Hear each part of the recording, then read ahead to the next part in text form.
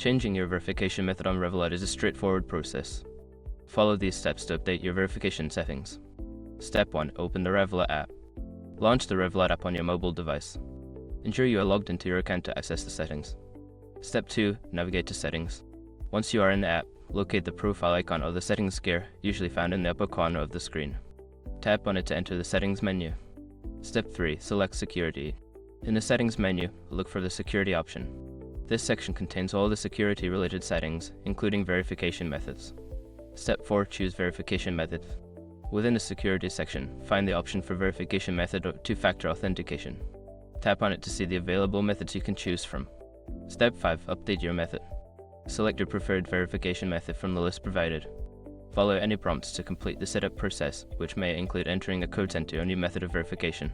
Once you have completed these steps, your verification method will be updated. Be sure to check that everything is functioning correctly to ensure your account remains secure.